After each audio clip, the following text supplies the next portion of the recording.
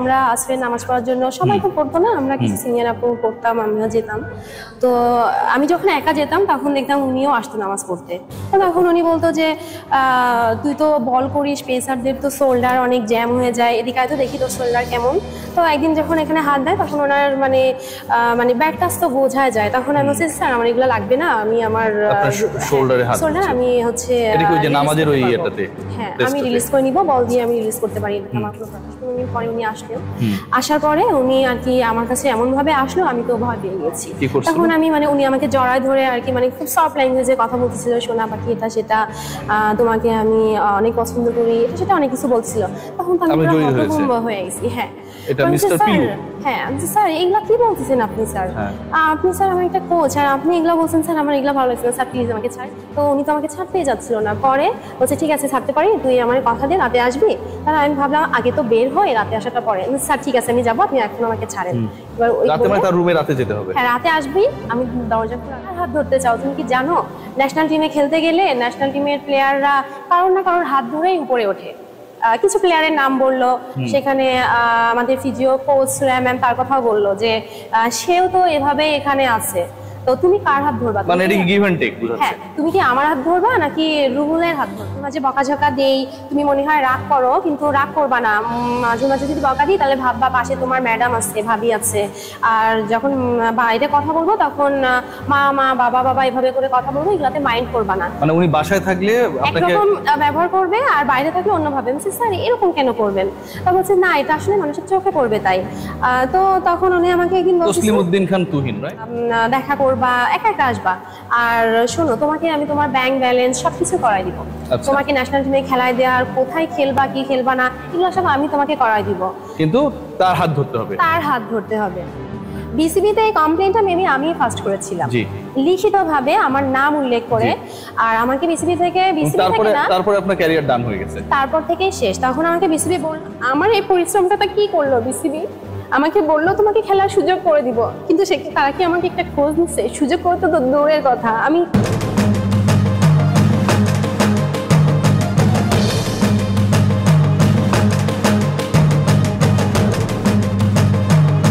আপনাকে নিয়ে টার্গেট করেছিল তিনজন, টোটাল তিনজন। নামগুলো একটু বলবেন? ফার্স্ট হচ্ছে আমার ডিভিশনাল কোচ মিস্টার পিলু, দেন হচ্ছে আমাদের যে 19 এর যে হেড কোচ, উনি ডিরেক্টলি কিছু বলার সাহস পেত না, কিন্তু পরবর্তীতে বুঝি যে উনিও ওনাদের সাথে ছিল এই সার্কেলে। আর থার্ড হচ্ছে যে তুহিন। একটু যদি আমি জানতে চাই, মানে যে গল্পটা একটু আগে শুনছিলাম যে নামাজ রুম বা প্রেয়ার্স রুমে হচ্ছে শোল্ডারে হাত দেয়, এর বাইরে তো আপনাকে সম্ভবত ময়মনসিংহে একটা ইনসিডেন্ট ঘটেছিল তাই না? সেখানটায় রুমে নেওয়ার চেষ্টা করেছিল। হ্যাঁ আমাকে তো প্রথমে হচ্ছে ওই যে মিস্টার তুহিন যখন আমাকে ফোনে অনেকভাবে অনেক কথা বলছিল, তখন তো আমি একটু ডিপ্রেসড হয়ে যাই। দেন ওই বিষয়টা কাটানোর পরে আমি আবার যখন আমি ন্যাশনাল লিগে খেলতে আসি, আমি তো অলরেডি ডিপ্রেসড। তো ন্যাশনাল লিগে আসার পরে আমাকে দেখি যে মিস্টার পিলু আমাকে ওই যে ম্যাচে অ্যাটেন্ড করায় না, মানে পারফর্ম করতে দেয় না, জাস্ট বেস্ট 11-এ রাখে। তো আমি 3টা ম্যাচ হওয়ার পরে একদিন জিজ্ঞাসা করি স্যারকে যে স্যার আমাকে কেন বোলিং এ দিচ্ছেন না, ব্যাটিং এ দিচ্ছেন না, কি সমস্যা? বলছে আচ্ছা ঠিক আছে তুই আমার সাথে আজকে একটু আলাদাভাবে কথা বলিস, তুই বিকালে লবিতে আসিস, আমি ডাকলে ওখানে তোর সাথে কথা বলবো। হ্যাঁ হোটেলের লবিতে ডেকেছে। দেন আমি বিকালে ওনার সাথে দেখা করতে গেলাম, যে স্যার কি বলবেন বলেন। তো বলছে যে তুই কি হচ্ছে ওপেনিং এ ব্যাটিং করতে পারবি? হ্যাঁ অবশ্যই পারবো স্যার। লবিতেই গল্প হচ্ছে। হ্যাঁ তা আমি তখন বুঝলাম না যে তার সাথে আমার কথা হচ্ছে বোলিং নিয়ে, সে আমাকে ব্যাটিং নিয়ে বলছে হ্যাঁ স্যার পারবো। তো বলছে আচ্ছা ঠিক আছে তুই আমার রুমে যে একটু বস, আমার একটু কাজ আছে, আমি আসতেছি। তো আমি তো আর ওনার ওই চোখে দেখি না যে কোচ হিসাবে ওই যে বলে যে আমি অন্য অন্য মেয়েদেরকেও ম্যাসাজ করাই দিই, আমার রুমে আসে, আমি এটা করে দিই।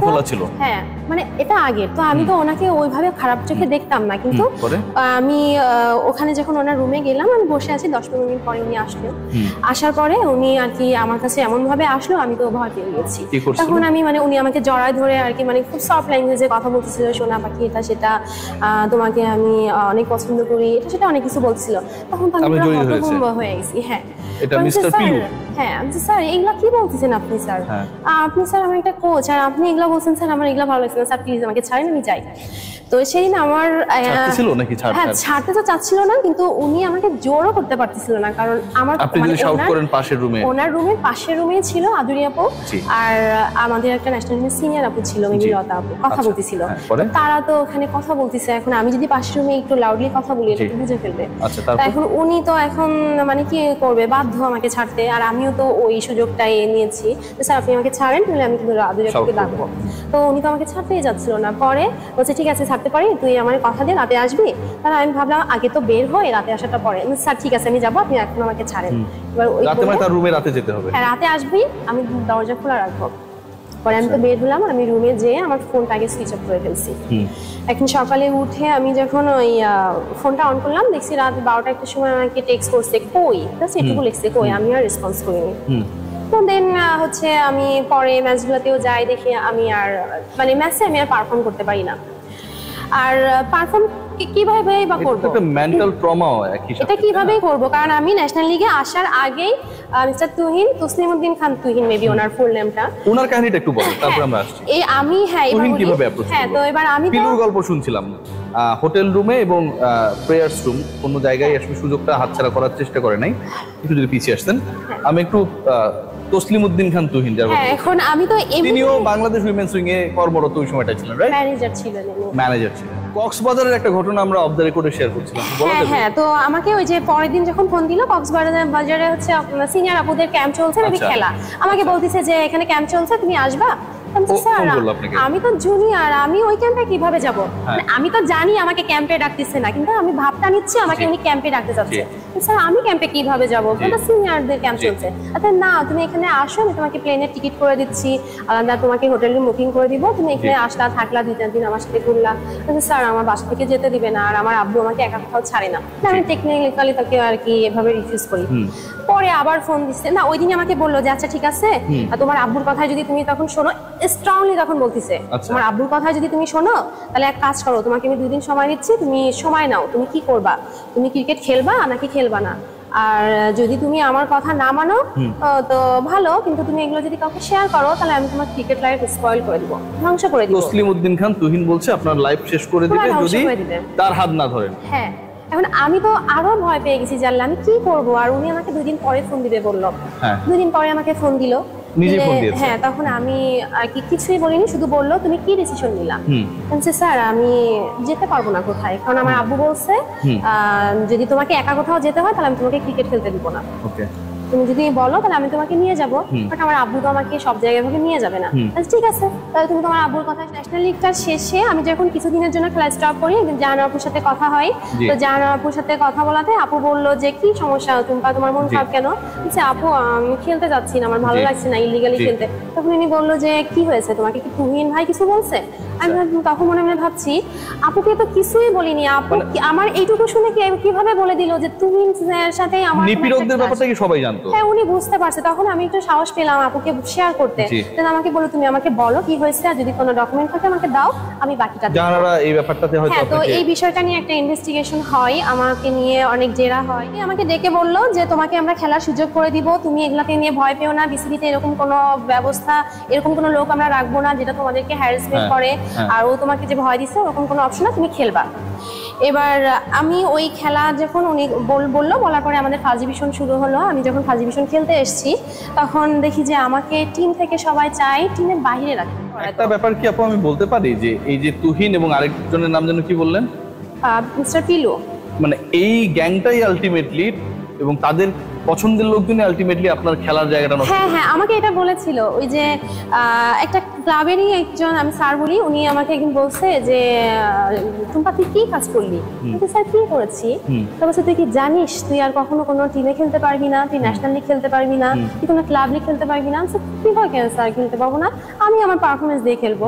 আচ্ছা তুই জানিস না রে বোকা তোকে মানে প্রত্যেকটা ক্লাবে তোর নাম এমন ভাবে প্রচার করা হয়েছে হ্যাঁ এমন ভাবে প্রচার করা হয়েছে যে সবাই জানে তোর সাথে কেউ এক্সট্রা সুযোগ নিতে গেলে তুই দিবি না তাই তোকে কেউ ওইভাবে পছন্দ করবে না। তিনি বোর্ডের কর্মকর্তা বা cricket affiliated cricket board related লোকজনের ক্রিকেটারদের হয়রানির ঘটনাটা অনেক আগে হ্যাঁ অনেক আগে। আর বিসিবিতে এই কমপ্লেনটা মেবি আমি ফার্স্ট করেছিলাম লিখিতভাবে আমার নাম উল্লেখ করে। আর আমাকে বিসিবি থেকে তারপরে আপনার ক্যারিয়ার ডান হয়ে গেছে, তারপর থেকেই শেষ। তখন আমাকে বিসিবি বললো যে তোমাকে ওরা এভাবে বলছে, এটা কোনো বিষয় না, তুমি সব লিগ সবকিছুতে তুমি নিজের মতো করেই খেলতে পারবা, স্বাধীনভাবে খেলতে পারবা, তুমি ঠিক। তারপরে পেরেছেন আপনি? না, আমি সেটা আর পারি। আমরা মানে যে পরিমাণে হার্ডওয়ার্ক করেছি, বেসিক্যালি আমি করেছি, আমার মনে হয় না যে কোনো প্লেয়ার এতটা হার্ডওয়ার্ক। বিসিবি যদি ওই জাস্টিসটা যদি ওইভাবে না করে যদি বলতো যে কিছুই লাগবে না, কিছুই করতে হবে না, আমি এখান থেকে বের হয়ে যেতাম।